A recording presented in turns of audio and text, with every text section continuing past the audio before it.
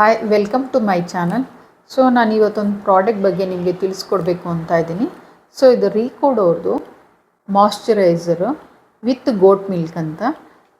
ಇದನ್ನು ಯೂಸ್ ಮಾಡೋದ್ರಿಂದ ಬೆನಿಫಿಟ್ ಏನಪ್ಪ ಅಂದರೆ ಸ್ಕಿನ್ನು ಸಾಫ್ಟು ಮತ್ತು ಡ್ರೈನೆಸ್ನ ಅವಾಯ್ಡ್ ಮಾಡುತ್ತೆ.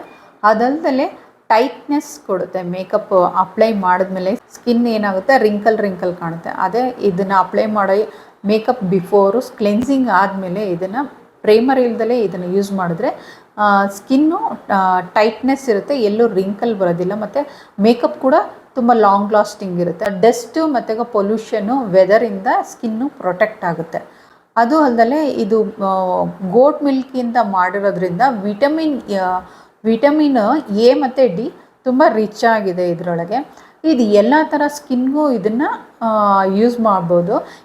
ನಾರ್ಮಲ್ ಸ್ಕಿನ್ನು, ಡ್ರೈ ಸ್ಕಿನ್ನು ಮತ್ತು ಕಾಂಬಿನೇಷನ್ ಸ್ಕಿನ್ಗೆ ಯೂಸ್ ಮಾಡ್ಬೋದು.